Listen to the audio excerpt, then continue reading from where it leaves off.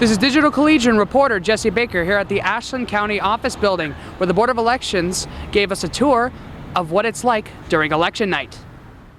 Board of Election members Amanda Jones and Shannon Johnson offered a tour of the facilities through the office building. Throughout the tour, the two showed how the election process works, as well as some lingo. In order to keep all election information safe, one Democrat and one Republican on staff are required to open a double-locked keypad to any room. The first area was a storage facility where ballot counters and poll pads were stored. So the purpose of the poll pads, there are electronic signature books. So when a voter comes into a location to vote, they have to provide ID, and we scan it with the poll pads, and it brings up their registration information, so we can verify that they're at the correct location, that they are registered to vote.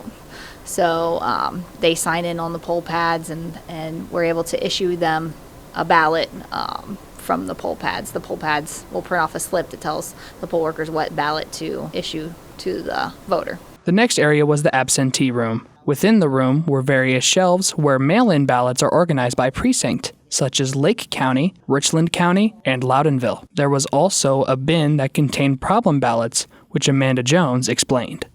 Problem ballots are ballots that are returned to us that there's an issue with the ID envelope. So whether the voter has not filled the envelope out, not sent the ID envelope back in, it's missing a signature, missing an ID.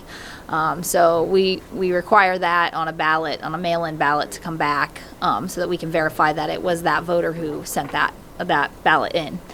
So we're checking for signatures and IDs on those. We had 13, I believe, problem ballots. 12 of those were missing signatures. 13 ballots had been labeled as problem ballots out of 3,000 that were sent in, 12 of which were missing signatures at the time of recording. There is also a drop box under 24/7 surveillance, which voters can deliver ballots to. I'm here at the Ashland County Office Building drop box, where voters can drop off their ballots if they're unable to vote inside. Finally is the tabulation room, which is where votes are counted. So the ballots that we count after the day of the election would be ballots that are still coming back, mail-in ballots that are still coming back, and we also count the provisional ballots later. So those are the ballots that maybe somebody has moved and not updated their information and before the close of registration.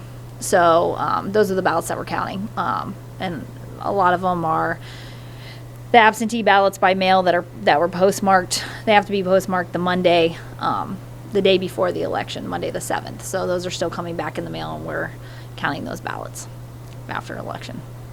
Due to Ashland's Republican culture, they tend to struggle acquiring Democrat poll workers. I was a poll worker. That's how I started out in this job, and I think it's fun. You get to talk to a lot of people, and you do get paid to be a poll worker. We pay $106.50 for the day. Doesn't seem like very much, but they just have to be 17 years old and a high school student. So they don't have to be registered. They can work in a general election, but they have to be 17 and in high school. So they arrive at 5:45 in the morning, and polls close at 7:30. Sometimes they close down pretty quickly. Sometimes it takes some of the locations a little bit longer, but they're typically out of there by 8 o'clock, anywhere from 8 to 9 o'clock at night. For Digital Collegian at Ashland University, I'm Jesse Baker.